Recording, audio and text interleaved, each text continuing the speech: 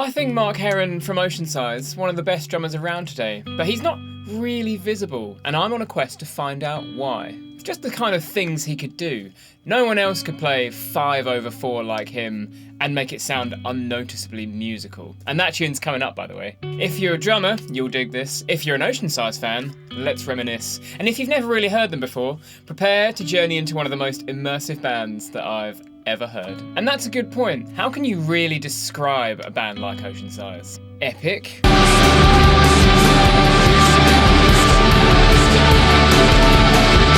Emotional.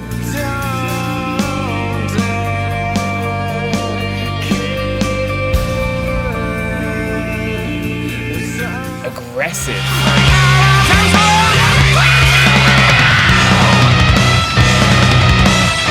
Reflective.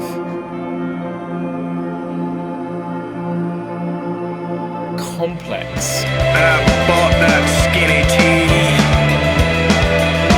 with a big black gaping hole where the heart should be the says. Quiet. Haunting. Over 4 mammoth and intense albums, Oceansize were all of these things. Well, you and I, we're music fans. These are the kind of things we look for. But with Oceansize, did it ever translate to the elusive commercial success? And did that play a part in why no one really talks about them anymore? To understand more, we'll need to wind back to the late 90s, early noughties. Leave me a comment if you remember those times. The musical trends going on at that time were pop, new metal, hip-hop, R&B, indie rock, and also electronic and dance. Oceansize, I would imagine, were primarily looking to the indie rock and new metal audience, but ultimately they didn't exactly fit into any of the current trends at the time, which shouldn't necessarily have been a problem. There was definitely an audience for more complex music, specifically more complex rock music at that time. You've got bands like Radiohead, System of a Down and Tool. They were all killing it with progressively weirder and weirder albums. Acts like that were hitting massive commercial success. And they also didn't exactly fit any of these musical trends. They made their own thing. So Oceansize surely could capture the mainstream's imagination too, right? You and I, we're music fans, so we always want to focus on the music. This music is good, i.e. it will be successful. But there are many other factors involved. For example, Oceansize never had the backing of a major label. And these days I'm a co-director of an indie record label when I'm not over here talking about drums, so I've some insight there. My music fan documentary side wants to analyse the strong visual identity that Tool created and System of a Down's more politically skewed lyrics, all these elements that endeared them to a larger audience. But this is a drum channel, so let's talk about drums now. Suffice to say, Oceansize, despite being one of the most truly original bands of that time, didn't manage to break through. They split up, and Mark Heron, the drummer, just disappeared, seemingly without trace, which confused me because he's so good. Let me show you how good he is right now. Okay, we laid some background. Finally time to talk about drums. So it's not really speed with Mark Heron. He's got the chops for sure, but it's something about his creativity on the drums. And Oceansize were, as you've heard, a band that really let him explore that. Before we get to his unique features as a drummer though, I should probably mention his kit setup. Mark was famous for having this symmetrical style kit. The idea essentially is, everything is a mirror. You can see there the hi-hat by some trickery is actually in the middle of the kit. Super unusual. I bet it helped him think differently about playing the drums and the kind of patterns he came up with. When I hear Mark play, I get 3 big takeaways from his drumming. The first, complex rhythms and time signatures, of course. The second, dynamics and precision. And then the third, an interesting use of space. Let's find these 3 elements in a couple of classic Oceansize tunes. Let's listen to the tune and see if you can figure out the rhythmic pattern that's happening.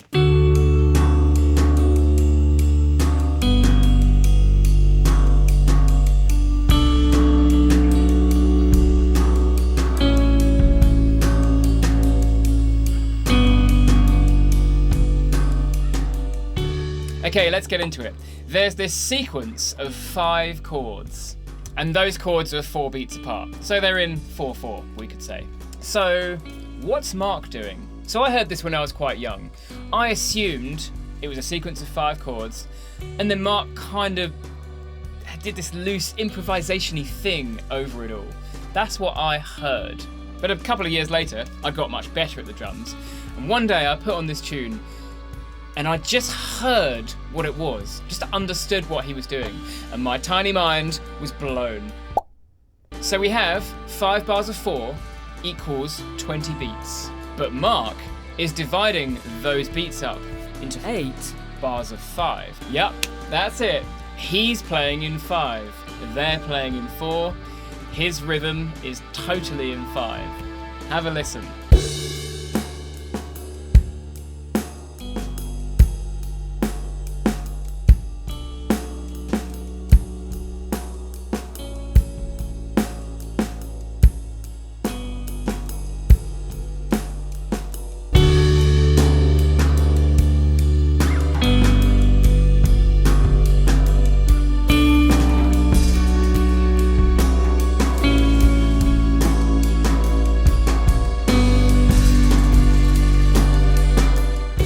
And be sure to experiment with this yourself. Can you play a different timing over another time signature? It's one of the most fun and brain-teasing things you can possibly do with your time.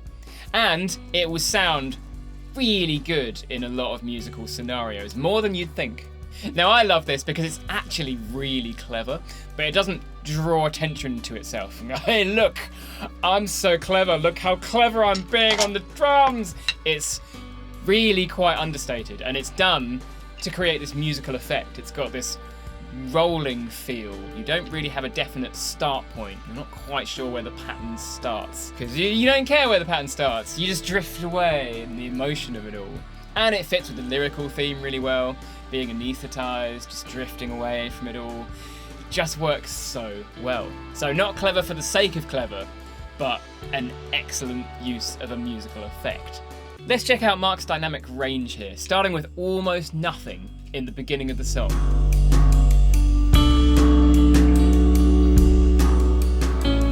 He plays through various moods until reaching this glorious climax.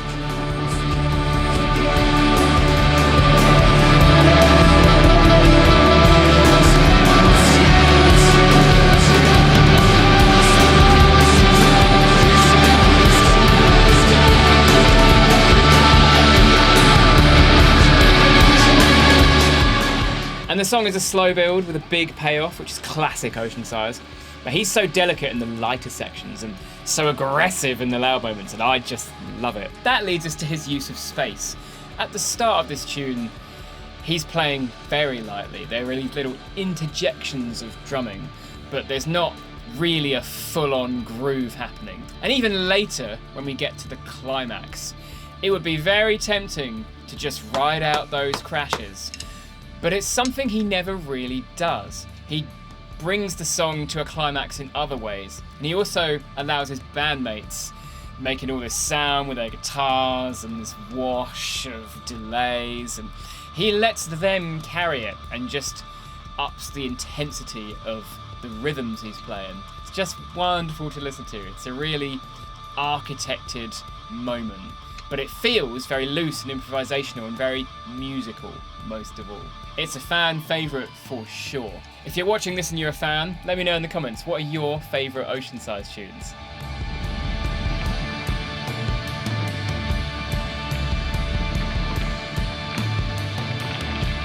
I had to choose a much more complex song, of course, just to demonstrate Mark's awesomeness.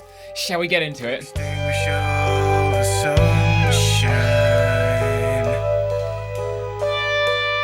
I didn't say that I felt the same. What's happening there? You just took it as read.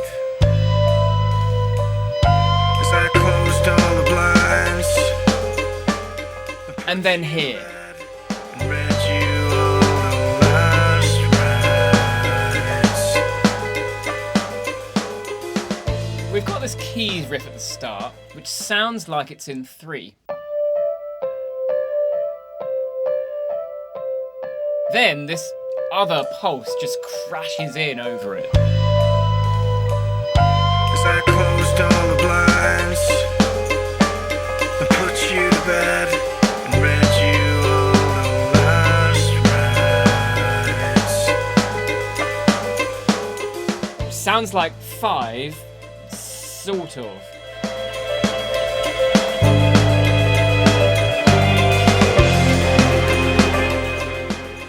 Everything we've heard is actually in 3. We start here with the keys. These keys making a 3 against 2 pattern that none of us can hear yet. So here's our 2 time.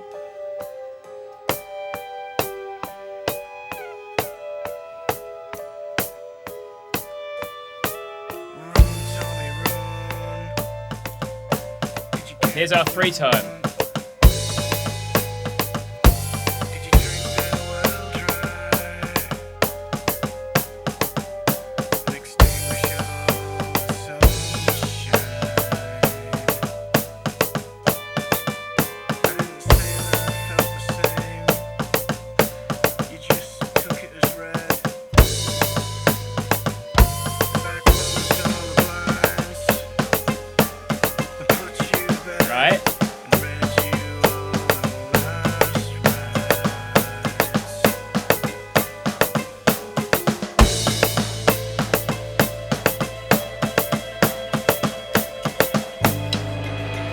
More. Mark and the band are playing a pattern of 5 across this actual timing of 3. Again, we're not really hearing the 3 yet, although it is there. And then at the end of the phrase, there's a fill, and that resets the pattern.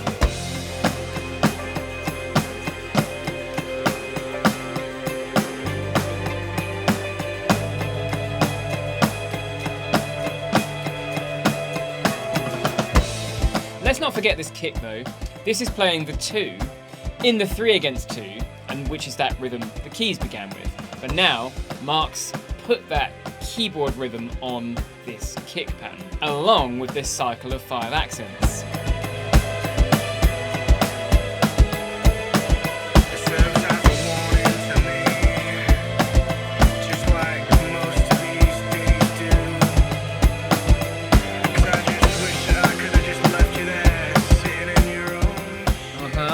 Because he's a coordination machine. His limb independence is just so good. And by the way, if limb independence is something you're struggling with, I have a free download that's got various levels of exercises for you, from beginner to hilariously challenging. So if you want some new material to challenge your limb independence, that's the thing for you. There's a link in the description. There's also this fancy QR code over here, which I made in case you're not watching on mobile. So it's time for the classic Oceansize climax now, right? What's gonna happen?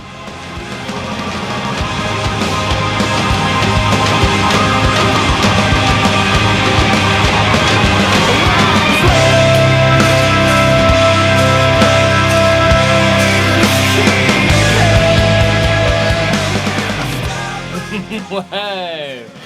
Oh, I love it. They switched to the original feel. The keys pattern becomes the strong beats again.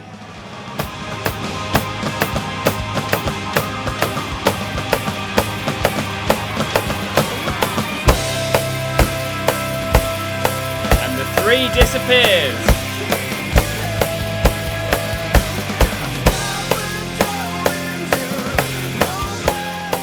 There's so much I could analyse about that switch, but this video would be 100 years long, so let's move on. Mark's dynamic range is on full display here, so it begins with all those soft cymbal flourishes, and then the middle section is still having quite a light touch. You've got this much lighter style of playing here.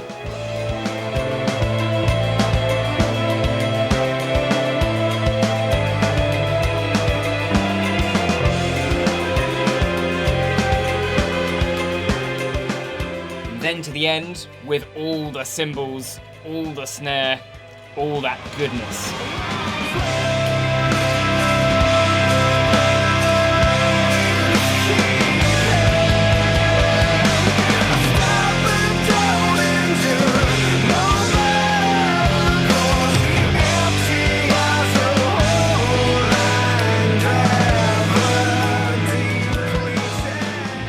And use of space, also interesting on this one. So this is the big rock ending. Mark's giving it his all. The whole band are crunching in with these massive chords. But sometimes you have these large gaps he leaves in the beat. these ebbs and flows of the dynamics, and this is reflected in the whole band, but it's particularly evident in Mark's drumming. It feels like he's leading it in many ways.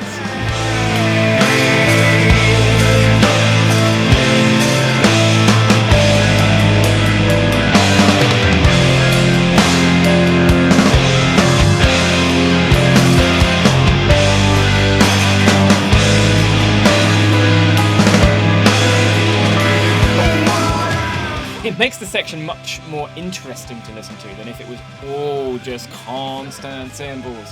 It's just masterful stuff. Think about your own drumming. It's tempting to think of playing in terms of addition, playing more notes, faster notes, more impressive fills, but actually, subtraction can have a much bigger dramatic impact. Try dropping some beats here and there. Try taking out a whole part or a whole limb that you're doing something with. Try removing things. See where it takes you. So now you've seen how awesome Oceansize were, how integral Mark Heron's drumming was to them. Why is Mark not as visible as other drummers in the scene in these types of bands? I mean, however famous the band is, in drummer world, music and chops like this is still talked about, and drummers of this level achieve loads of recognition without being part of really famous bands. So why isn't Mark Heron more celebrated? Now, as always, I don't want to speculate about somebody's personal life. It's not what this video is about, it's not what I do, but I wonder if the breakup of Oceansize was really hard on Mark. I can imagine that being a bit older, maybe he really felt like he'd found his thing. You put your heart and soul into a project, into a band, into a business, whatever it is, and then to see it just not coalesce in the way that you needed it to, it can be really tough. And I wonder if he just needed a break after all of that. And interviews with him are few and far between, but in the occasional interviews he's hinted at health challenges and resulting trouble with pain meds, and I'm not going to dig deep or speculate on that, just to say sometimes life gets real, you know? Sometimes life hits you with things you didn't expect. So wherever you are, Mark, my heart goes out to you in all of that stuff, but you're the best drummer, one of the best drummers that I've ever had the privilege of seeing live. And this video is a celebration of all of that, so I don't really want to dwell on any of the darker stuff. You know, I get the impression that Mark loves playing in weird niche bands that allow him to explore musically what he's interested in. His current band is even more niche than Oceansize.